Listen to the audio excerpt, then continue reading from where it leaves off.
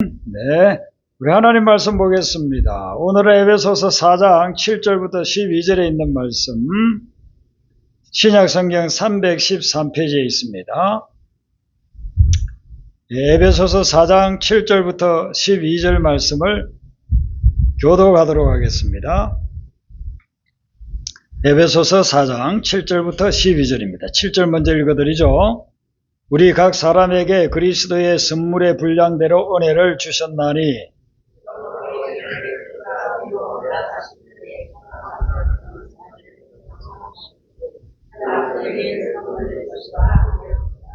올라가셨다 하였은즉 땅 아래 낮은 곳으로 내리셨던 것이 아니면 무엇이냐.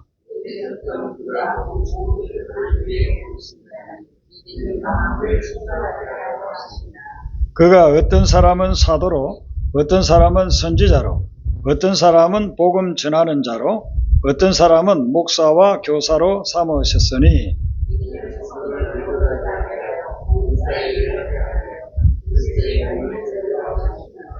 아멘. 에베소서는 모두 6장으로 되어 있다고 했습니다. 그렇게 길지 않은 성경이라 여러분들이 차분하게 앉아서 읽으면은 빨리 읽으면 한 20분이면 읽을 수 있는 그런 말씀입니다. 근데 이 말씀은 1장부터 3장까지는 이론적인 것을 이야기하고 있다고 했죠. 교리.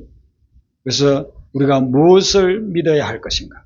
그래서 여러분들이 내가 무엇을 믿어야 하지? 신앙생활을 하면서 뭘 믿어야 될지 모르겠네. 그럴 때에는 에베소서 1장부터 3장을 읽으면 그 속에 들어있습니다. 무엇을 믿어야 되는지가 들어있습니다.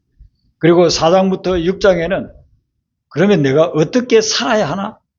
어떻게 살아야 하는지. 믿음의 사람으로서, 하나님의 자녀로서, 교회의 성도로서 내가 어떻게 살아야 하는가?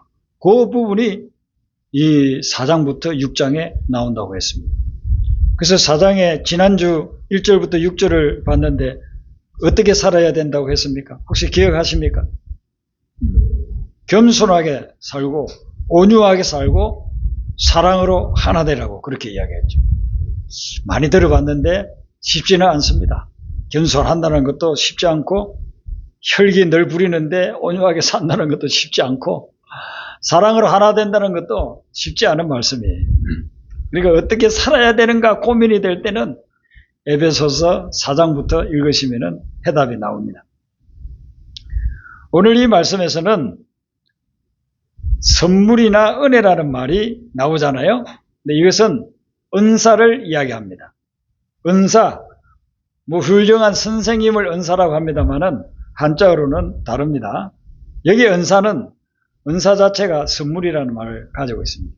그래서 성경을 읽으시다가 은혜, 은사, 선물이라는 말이 나오면 그 어원은 같다 이렇게 보시면 돼요. 같은 말을 이야기하고 있는 겁니다.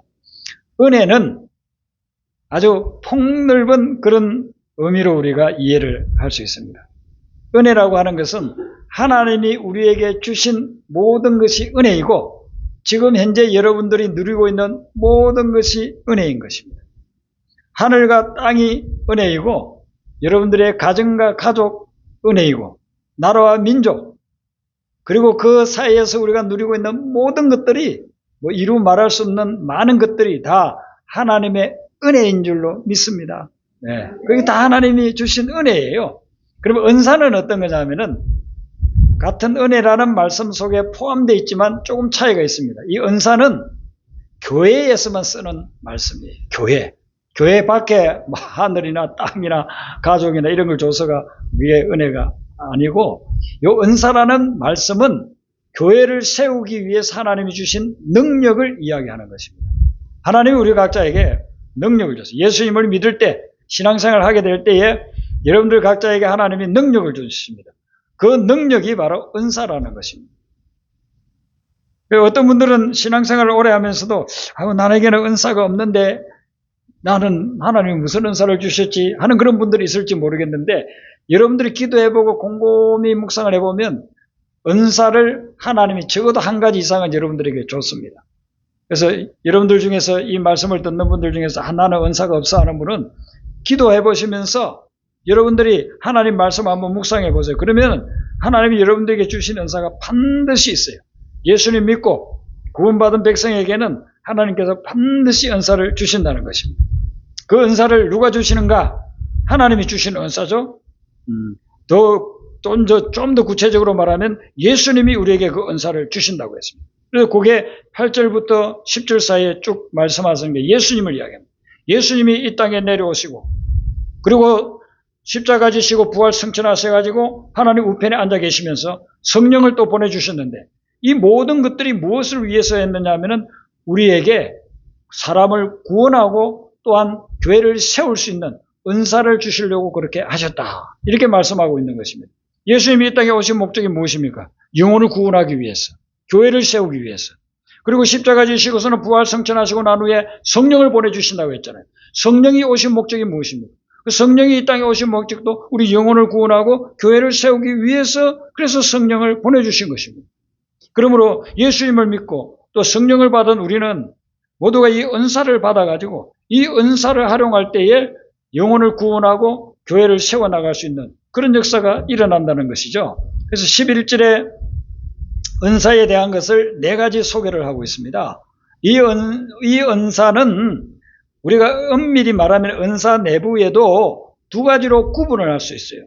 그거는 직분과 재능인데 영적인 재능을 은사라고 그렇게 우리가 하지 않습니까? 그래서 직분, 집사직, 권사직, 장로직, 또 목회자, 또 선교사 이런 것은 직분에 해당되는 은사인 것이에요. 그리고 이제 영적 재능으로 주는 것은 고린도전서 12장에 나오잖아요. 지혜의 말씀의 은사, 지식의 말씀의 은사, 믿음의 은사, 방언의 은사, 방언 통역의 은사, 기적 행하는 은사, 예언의 은사 이런 것들이 나오잖아요. 이런 것들은 영적 재능, 능력을 이야기하는 것입니다. 근데 오늘 이 본문 말씀에 나오는 내용들은 다 직분을 이야기를 하고 있죠. 첫 번째 나오는 말씀이 사도입니다. 사도는 그 뜻이 보냄받은 자라고 그랬습니다. 누구로부터요? 하나님으로부터 보냄받았어. 어디로요? 불신자들이 있는 곳, 예수를 믿지 않는 곳, 교회 없는 곳으로 보냄을 받는 것입니다. 그래서 사도가 하는 일은 뭐냐면 영혼을 구원하고 교회를 세우는 일이에요. 성경을 여러분들이 신약을 쭉 읽다 보면 사도라는 말이 나오잖아요. 그래서 그 사도는 예수님의 12제자가 사도고 예수님의 동생, 육적인 동생 야고보도 나중에 예수님을 믿어가지고 사도가 되죠. 그러나 사도 중에 사도는 우리가 늘 이야기하고 있는 사도 바울, 바울이 사도인 것입니다. 그래서 사도 바울은 한 일이 뭐냐면은 3차에 걸쳐서 선교 여행을 하면서 가서 복음을 전하고 예수 믿게 해서 그 지역에 교회를 세우잖아요. 소아시아와 남유럽의 수많은 교회를 세운 사람이 사도 바울입니다. 오늘날 이 사도에 해당되는 은사는 선교사나 교회 개척자라 그렇게 볼 수 있습니다. 선교사님들이 선교지에 가가지고 거기에 예수 믿지 않는 심령들에게 복음을 전해서 그리고 거기에 교회를 세우잖아요. 또 한국에서는 목회자들이 신학교를 졸업하고 또 부교육자로 읽다가 이렇게 또 하나님으로부터 은사를 받으면 그러면 교회를 또 개척하잖아요. 그래서 교회를 개척하는 분, 이런 분들은 지금 사도의 그런 은사를 받은 거라 이렇게 볼 수가 있는 것입니다. 제가 아는 어떤 목사님은 평생 교회만 개척하신 분이 있어요. 교회를 개척하기만 했어요. 그런데 이분은 어떤 기존 교회에 가지고 목회하신 게 아니고 신학교 졸업하고 전도사 시절에 교회 개척했습니다. 그래서 그 교회가 한 50명 정도 모이니까 다른 친구 목사님에게 연락을 해가지고 내가 이제 교회를 이렇게 안정되게 교회가 개척됐으니까 나는 다른 데 가서 교회 개척하려고 한다.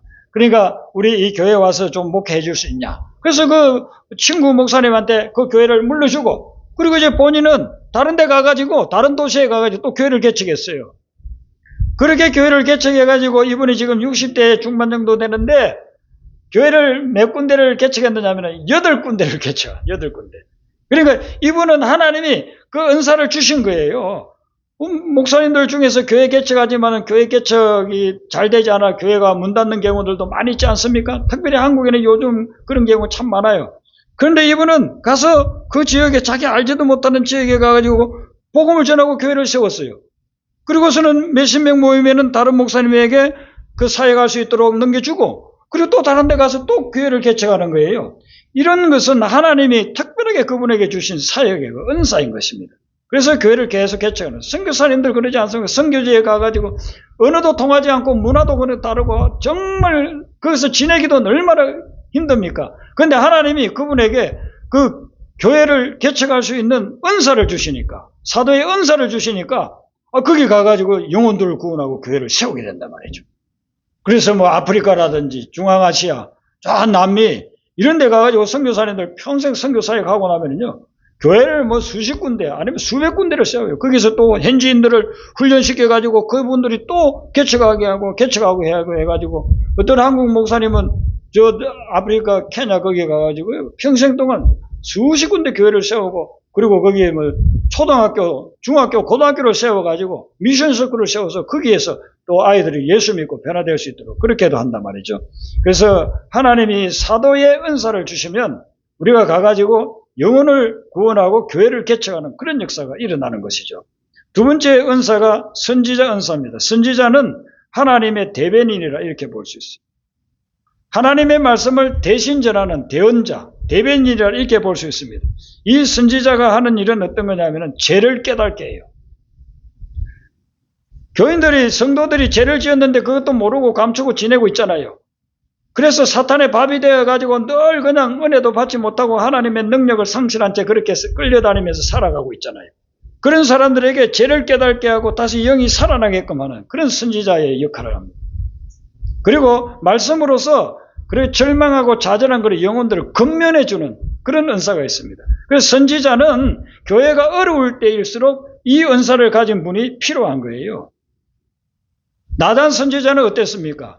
다윗이 범죄했을 때에 그걸 감추고 있었어요. 성경에는 그렇게 쭉 이야기를 하고 있지만 몇 년 동안 감춰서 자세히 보면은 다윗이 범죄하고 나서 금방 회개한 게 아니에요. 회개할 때까지 몇 년이 걸렸어요. 그래도 회개하지 않고 있는 거예요. 그러니까 나단 선지자가 다윗을 찾아가가지고 당신이 이런 죄를 지었습니다 라고서 비유를 통해가지고 그가 깨닫게 하잖아요. 그게 누구나 할 수 있는 게 아니에요. 내가 잘못을 저질렀는데 다른 사람이 와가지고 나를 갖다가 잘못을 지적하면 기분 좋아할 사람이 누가 있겠습니까? 권력을 가진 사람은 혹시라도 그거 다른 사람이 알까봐 그 지적해주는 사람을 아마 없애버릴 수도 있을 것입니다. 그게 정치 세계에는 얼마나 많이 있습니까? 그런데 나단은 하나님이 넌 이 말씀을 다윗에게 가서 대신 전하라고 사명을 주시잖아요. 은사를 주시니까 목숨 걸고 가서 전하는 거예요. 아하왕 시대에도 북이스라엘이 얼마나 타락했습니까? 그때에 엘리야 선지자가 가서 아하왕에게 지적을 해줍니다. 네가 우상을 섬기고 하나님을 거역하고 선한 자들을 죽이고 어떻게 그럴 수 있느냐? 회개하라. 증거하는 거죠. 예수님 오시기 전에 예수님보다 6개월 일찍 태어난 선지자, 구약으로 볼 때는 마지막 선지자라고 볼 수 있는 세례 요한, 그 세례 요한 때는 아주 사악한 폭군 헤롯이 점령하고 있지 않았습니까? 그런데 그가 얼마나 큰 죄들을 지었습니까? 그가 지은 죄는 뭐 수도 없이 많았지만 핵심적인 것은 자기 동생 빌립의 아내 헤로디아를 빼앗아 와가지고 같이 살고 있는 거예요. 그걸 내버려 둘 수 있겠습니까? 백성들 다 알지만은 시시시하고 있습니다. 그 말 했다가는 죽으니까. 그런데 세례 요한은 가서 강력하게 지적해 주는 거예요. 그 잘못된 것이라고. 회개하라고. 그 말 때문에 결국 헤로디아의 미움을 사가지고 세례 요한이 순교당하고 말죠. 이런 선지자의 은사는 사람이 주는 게 아니에요. 하나님이 주시는 거예요. 중세에 종교개혁을 일으켰던 종교개혁자들은 다 선지자의 은사를 가진 사람들이었어요. 마틴 루터라든지 존 칼빈이라든지 쪼영걸리, 잔 낙서 이런 사람들, 그 중에서는 하나님의 말씀 증거하고 말씀 진리대로 증거하다가 교회가 변화되어야 된다고, 교황이 회개해야 된다고, 타락한 자들, 수도사들, 수녀들 회개해야 된다고 그렇게 지적하다가 순교당한 분들도 있어요. 그런데 하나님이 이 선지자의 은사를 주니까 교회를 개혁시키는 거예요. 교회를 변화시키는 거예요. 그래서 오늘날 우리가 한국교회를 볼 때도 이 선지자의 은사가 있는 그런 분들이 필요한 거예요. 지금 현 시점에서 보면 그냥 좋은 게 좋고 시시시시 그러면 교회는 속에서 막 썩어서 문드러져 가는데 다 썩어서 죽어가고 있는데 내 몸에 그냥 암덩어리가 퍼져나가 다 죽어가고 있는데 그거 그냥 화장을 잘 해가지고 예쁜 옷만 입고 다니면서 그 되겠느냐 이거예요. 그래서 교회에 선지자가 나타나서 그들의 죄를 지적하고 회개하게 하고 그리고 그들을 변화시켜서 하나님의 사람으로 세워나가는 그런 은사가 바로 선지자의 은사인 것입니다. 세 번째는 보면 복음 전하는 자가 나오는데 이 복음 전하는 오늘날 전도자라고 볼 수 있죠. 여러 지역을 다니면서 말씀을 전하는 사람들이죠. 그래서 사도행전 21장 8절에도 보면 그 당시에 전도자 빌립 이렇게 나와요. 빌립이 전도자였어요. 그래서 여기저기 다니면서 예수 안 믿는 심령들의 복음을 전하고 교회 없는 지역에다가 교회를 세우도록 그렇게 해주는 사람들이 바로 이 전도자인 것입니다. 20세기에 아주 세계적으로 대표적인 전도자가 있죠. 빌리 그레암 목사님. 이분은 설교를 여러분들이 들어보면은 지금 우리 성도님들이 만약에 빌리 그레암 목사님의 설교를 들어보면요. 굉장히 그냥 평범하고 아주 기초적인 거예요. 그래서 한 두세 편 들으면은 별로 들을 게 없을 정도일 거예요. 저도 그분의 설교를 이렇게 들어봤어요. 인터넷을 검색하면은 지금도 빌리 그레암 목사님 설교가 나옵니다. 젊었을 때 뭐 대단합니다. 보통 수천 명 아니면 수만 명씩이 모여가지고 그 집회에 참여하는데요. 설교 들어보면 내용은 여러분들이 다 이해하는 거고 아주 기본적인 그런 평범한 거예요. 그런데 이분이 설교를 하고 나면요. 그 다음에 설교 끝나고 나면 결신자를 초청합니다. 오늘 이 말씀 듣고 여러분들이 예수 믿기를 원하는 분들이 강단 앞으로 나오세요 하면요. 구름대와 같이 몰려 나와요. 그분에게 하나님이 전도자의 은사를 주신 거예요. 그래서 불신영혼이 변화되고 예수님 믿게 하는 그런 은사가 있는 거예요. 그럼 목회자들 중에서 그런 은사가 있는 분들도 있지만 목회자들은 또 이제 다른 은사예요. 네 번째가 이제 목회자에 대한 은사인데 여기 두 직책을 이야기하고 있습니다. 목사와 교사입니다. 한 사람을 말하고 있는 거예요. 성경을 이렇게 여러분들 자세히 보면 11절에 이렇게 묘사하죠. 어떤 사람은 사도, 어떤 사람은 선지자, 어떤 사람은 복음 전하는 자, 그리고 어떤 사람은 두 가지, 목사와 교사. 그래서 이게 원어에는 이 한 사람이 가진 두 가지 직책으로 그렇게 묘사를 되고 있어요. 목사는 무슨 역할을 하냐면 목자입니다. 목사라는 말이 원래 목자라는 말에서 나와요. 목자는 어떤 사람이에요? 그런 양을 돌보는 사람, 양을 먹이고 양을 키우고 양을 돌보는 그런 사람이 목자잖아요. 그래서 이 목사는 성도들을 영적으로 잘 돌보고 양육하는 그런 일들을 하는 거예요. 바로 목회자. 오늘날 목회자들이 이 일을 감당하고 있죠. 그리고 교사는 말씀을 잘 가르치는 거예요. 제가 설교를 하고 또 성경 공부를 인도하고 제자훈련을 하고 이런 것들이 다 그냥 말씀을 가르치는 거잖아요. 그래서 오늘날 목회자는 이 두 가지를 사명을 가지고 해야 돼요. 성도들을 영적으로 잘 돌봐야 돼요. 혹시라도 성도들이 힘들다든지 어렵다든지 그렇게 하면은요, 기도로서 말씀으로서 사랑으로서 이렇게 잘 돌봐야 되고, 그리고 하나님의 말씀을 가르쳐 줘야 돼요. 하나님의 말씀을 가르치지 아니하면 영적인 세계가 무엇인지를 우리가 모르잖아요. 영적으로 성장할 수가 없잖아요. 그래서 이걸 가르치는 사역을 감당하는 은사가 바로 목회자라 하는 것입니다. 이 외에도 이제 많은 은사들이 있는데 그 은사들이 로마서 12장이나 고린도전서 12장을 읽어보면 그 은사들이 많이 나옵니다. 그런 이런 다양한 은사들이 나옵니다. 하나님이 왜 이런 다양한 은사들을 주셨느냐 하면은 교회를 제대로 세워나가려고 하면은 이런 다양한 은사가 다 필요하기 때문에 그래요. 처음에 영혼을 구원하려고 하고 예수 믿게 하려고 하면은 사도 은사가 필요하고, 그게 또 교회 없는 지역에 교회를 세우려고 하면은 역시 사도 은사, 전도자 은사가 필요하고, 교회를 왔는데 이 사람들이 그냥 영적으로 성장해야 되잖아요. 그러면 이제 목회자의 그런 은사가 있는 분들도 필요하고, 그렇게 생활하다가 몸에 병이 걸렸다. 여러분 또 정신적으로 질병에 고통당하는 사람 얼마나 많습니까? 그런 사람들에게 치유의 은사가 있는 분이 가서 기도하면 치유가 일어나고, 삶이 너무 몸이 건조해가지고 기적을 보지 않고서는 예수 믿지 않는다. 이런 사람들 볼 때는 또 기적의 역사가 일어나. 기적의 은사를 가진 분이 가가지고 기적을 일으킬 때 그 기적을 보고서 예수 믿는 사람들이 얼마나 많습니까? 그래서 교회를 세우는 데는 이런 다양한 은사가 다 필요한 거예요. 근데 신앙생활을 하면서 우리가 이제 은사를 받았는데 어떤 분의 은사를 보면은 막 어떤 분들은 부러워해요. 아유, 나도 저 은사를 가졌으면 얼마나 좋을까. 특별히 우리 목회자들 같은 경우에는요, 신유의 은사, 치유의 은사가 있는 분들을 보면 부러워해요. 누가 기도했더니 막 병이 나왔다. 그 병원에서 불치병이라고 이제는 못 낫는다고 그렇게 이제 사형선고를 했는데, 기도, 마지막으로 그냥 기도 받고서 그 사람이 살아났다. 그러면은요, 교회가 부흥하잖아요. 우리 서북교회 때도 그 치유의 은사들이 치유의 역사들이 막 일어났어요. 그러니까 그걸 보고서는 가족들도 교회 오고 또 친구들도 교회 오고 그렇게 놀라운 그런 역사들이 일어났거든요. 이런 것들을 보면서 나도 저 치유의 은사가 있었으면 얼마나 좋을까, 이런 분이 있어요. 그런데 또 어떤 분은 자기에게는 치유의 은사가 강력하게 나타나는데 치유의 은사보다는 조용히 좀 말씀으로 저렇게 좀 조용히 말씀을 증거해가지고 목회하는 나는 그런 좀 은사가 있었으면 좋겠다고 부러워하는 그런 분들도 있어요. 어떤 권사님이 그 신의 은사를 강력하게 받아가지고 이분이 기도를 하면은 막 병이 낫는 겁니다. 근데 그 소문이 전국에 나가가지고 전국에서 막 그 당시 기차 타고 막 버스 타고 와가지고 그 집회에 참여하려고 했어요. 그 서울에 그 집회 장소가 있었어요. 그러니까 이분이 아침에도 집회해야 되고 점심 때도 집회하고 저녁 때도 집회하고 밤에 잠도 늦게 자야 되고 환자들이 와가지고 기도해 달라고 하니까 그렇게 몇 년을 하니까요 너무너무 힘들고 지쳐가지고 하나님 나 이 치유 사역 못하겠습니다. 그리고 치유를 받고 나면은 그 교회 교인이 아니고 이분은 뭐 목회를 하는 분이 아니니까 그냥 기도해주고 하는 거예요. 그러면은 이제 다 또 자기 섬기는 교회나 자기 고향으로 다 돌아간단 말이에요. 그러니까 이분이 너무너무 힘들어가지고 하나님 저 치유 사역 이제 안 할랍니다.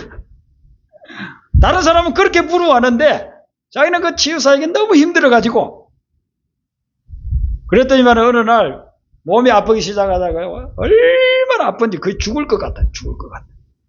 그때 이제 깨달은 거죠.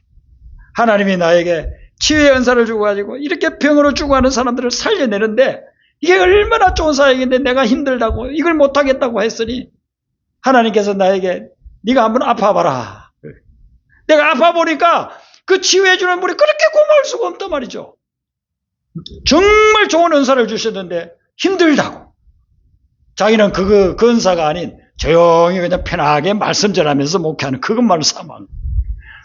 그렇게 이제 죽다 살아나가지고 하나님 그분을 치유해 주셔가지고 그때부터는 그분이 돌아가실 때까지 그 치유 사역을 감당해서 정말 수만 명에게 치유의 역사를 일으킨 그런 분이 있거든요.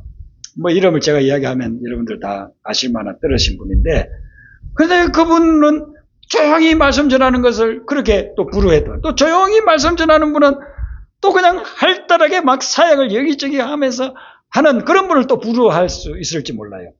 그런데 이 은사는 여러분들이 부러워할 은사가 없어요.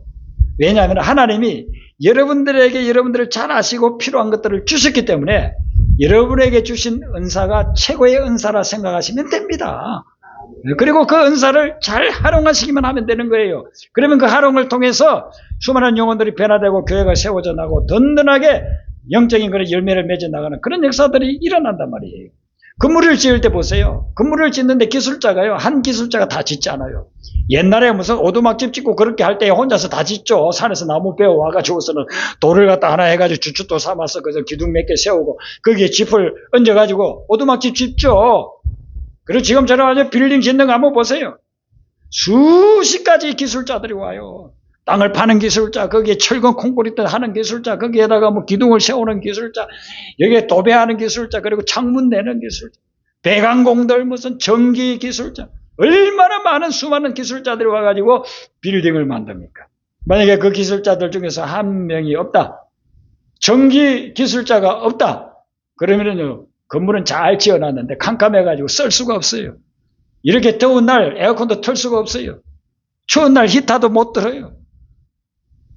그러니까 하나님이 우리 각자에게 주신 이 은사는 교회를 완벽하게 세워나가는데 다 필요하기 때문에 주신 줄로 믿으시길 바랍니다. 그래서 여러분들이 뭐 사람들이 생각하는 대단한 뭐 말씀을 은혜롭게 전하는 그런 은사가 없고 사람들을 죽은 사람을 살리는 그런 치유의 은사가 없다 하더라도 여러분에게 주신 조그만한 그런 은사가 있다고 한다면 그 은사를 하나님 앞에서 잘 활용하세요. 그럴 때 그 은사를 통해서 하나님의 놀라운 역사들이 일어나게 된다는 것입니다. 어떤 분들은 섬기는 은사, 자기는 아무리 무슨 일을 생각해봐도 은사가 없더래요. 근데 그 전에 대부분 교회들은 교회에서 식사를 하지 않았습니까? 뭐 아주 70년대 그런 때는 식사한 적이 없죠. 저녁 예배 또 오니까 집에 가서 식사하고 저녁 예배 드리는데. 그런데 80년대, 90년대에 지나면서는 저녁 예배를 잘 안 오시니까 아예 그냥 식사를 전심을 하고 그리고 이제 오후 예배 드리고 흩어지지 않습니까? 80년대부터는 거의 뭐 또 교회들이 그렇게 대부분 그렇게 되어졌어요. 근데 자기는 아무 은사가 없는 것 같아. 뭐 목사님은 다 은사를 주셨다는 자기는 은사가 없는 것 같아. 근데 자기 은사를 가만히 생각해 보니까 밥하는 거는 은사가 있는 거예요. 그래서 이분이 식당에 들어가가지고 교회 식당에서요. 일부 예배 드리고 나서는 식사 준비하는 거예요. 반찬 만들고 그렇게 이제 교회를 섬겼다는 거예요. 그 더운 때는 얼마나 힘듭니까? 주방에서 땀을 뻘뻘 흘리면서 했는데, 근데 하나님께서 그 은사를 그렇게 활용하는 것을 보시고 그분의 삶에 자녀들에게 그런 놀라운 아름다운 축복을 주셨다. 그렇게 간증하는 걸 제가 한번 들은 적이 있습니다. 아니 뭐 대단한 은사는 아닌 것 같은데 밥하는 거야 누구나 다 할 수 있는 거 아니겠습니까? 그런데 교회를 세우기 위해서 밥을 하는 거예요. 성도들을 세우기 위해서 반찬을 만드는 거예요. 그걸 통해 가지고 그 교회가 든든하게 세워져 나간다 하는 것이죠. 그러니까 여러분들에게 주신 은사를 곰곰이 생각해 보면 은사가 없는 분은 한 분도 없어요. 그 은사를 자그마한 것이라도 그것을 잘 활용하세요. 그렇게 할 때 그 은사를 통해서 하나님의 역사가 일어나는 거예요. 여러분, 이 은사는 다양한 은사를 주셨는데 그걸 사용하지 않으면 은사는 사라지게 돼요. 없어지게 된다는 겁니다. 마태복음 25장에 보면 예수님이 달란트 비유를 했잖아요. 여러분들 잘 아시잖아요. 5달란트, 2달란트, 1달란트 주고서 먼 나라에 갔다가 몇 년 후에 돌아왔어요. 이 달란트가 어마어마한 금액이거든요. 지금으로 치면 수십억은 되는 거예요. 그러니까 50억 주고 20억 주고 10억 주고 내가 3년 동안 외국 갔다 올 테니까 너희들 이거 가지고 잘 활용해라. 그렇게 했는데 3년 만에 와보니까 50억을 가지고 장사도 하고 투자도 하고 사업을 해가지고서 또 50억을 만들어 놓은 거예요. 야, 착하고 충성된 종. 근데 또 20억을 준 그 종에게는 20억을 가지고 또 장사하고 사업하고 해가지고 또 20억을 남겨놨네. 근데 10억을 준 이 친구는 나는요 주인이 하는 거 그게 마음에 안 들어가지고 10억을 땅 밑에다 감추어 놨습니다. 여기 원금 있으니까 받으시오 하는데 주인이 어떻게 생각하느냐면 이 못된 종이다 이거예요. 아주 악한 종이다 이거예요. 그럼 네가 그걸 갖다가 은행에다 넣어놨으면은 이자라도 3년 동안 10억이면 이자라도 몇 천만 원 받을 거 아니냐. 요즘 뭐 5% 받으면은 여러분 1년이면은요 5천만 원 받는 거. 3년이면 1억 5천. 야, 1억 5천 그걸 갖다가 벌지도 않고 그냥 다 땅에다가 묻어놨네요. 그러니까 그 10억 가지고 있는 거 빼앗아라 그래요. 빼앗아. 그리고 50억 50억에 100억 가지고 있는 그 종에게 줘버리라고 그러는 것입니다. 하나님이 우리에게 주시는 은사가 있는데 이 은사를 사용하지 않고 활용하지 않고 그냥 묻어만 두면은 그 은사는 사라져버려요. 우리의 근육이 있지 않습니까? 20대에서 30대에서는 운동 많이 해가지고 근육이 있는데 60대 70대 가지고 만약에 우리가 쓰지 않으면요 우리 자연적으로 있어도 나이가 들면 근육이 사라진다고 하잖아요. 그런데 쓰지 않으면 근육이 다 빠져나가서 나중에는 몸의 건강을 다 잃어버리게 되는 것입니다. 마찬가지로 하나님이 주신 그런 능력이 있더라도 그런 재능이 있더라도 그걸 사용하지 않으면 그것은 나중에 점점 사라져버린다는 거예요. 여러분들에게 주신 은사가 뭔지는 모르지만은 그 은사를 여러분들이 깨닫고 그 은사를 교회를 세우고 영혼을 구원하는데 차용해서 계속해서 여러분들이 사용하시기를 바랍니다. 사용할 때에 그 은사를 보시고 하나님께서 또 다른 은사를 주시고 더 강력한 은사도 주시고 그러면서 그 은사를 통해서 하나님께서 놀라운 일들을 일으킨다는 거예요. 그래서 여러분들에게 오늘 이 말씀 사도 바울이 우리에게 주시는 말씀이지 않습니까? 성도를 온전하게 하고 봉사의 일을 하게 하고 그리스도의 몸인 교회를 세우기 위해서 우리에게 은사를 주셨으니 그 은사를 절대로 묻어두지 마시고 그 은사를 잘 활용하셔야 돼요.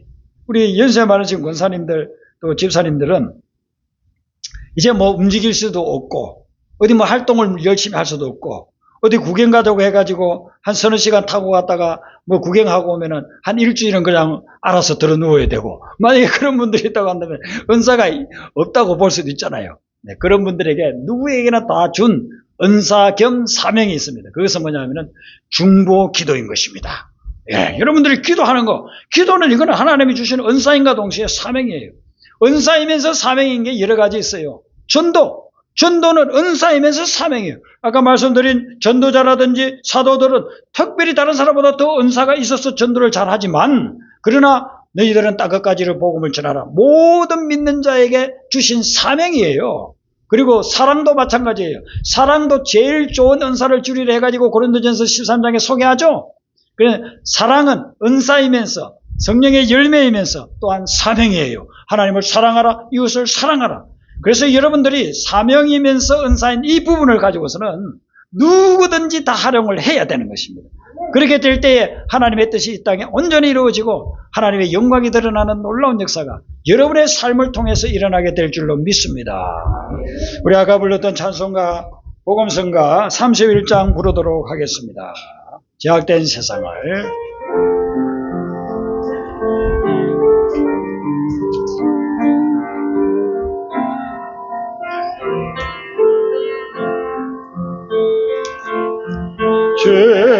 죄악된 세상을 방황하다가 천국과 지옥도 나는 몰랐네. 고집대로 영주를 험한 세상이 왜 그리 더러운지 이제야 내 불 속에라도 들어갔어 불 속에라도 들어갔어 세상에 널리 전하리 주의 사랑을 강자를 살려준 주님 말씀에 제일의 그다리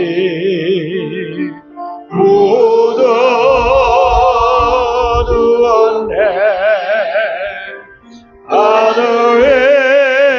아들이여 일어나 내 손을 잡고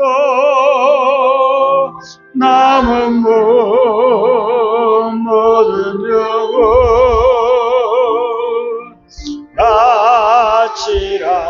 나치라네.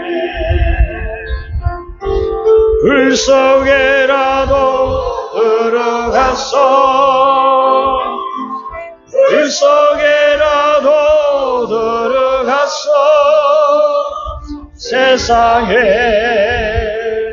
널리 전하리 주의 사랑을 울고다 울고다 언덕길 오르신 예수 주스가 일꾼들 찾아 부르네. 거침마다 음한 산 비가 맺혀도 십자가 내가 지고 끝내 이 불 속에라도 들어갔어 불 속에라도 들어갔어 세상에 널리 전하리 주의 사랑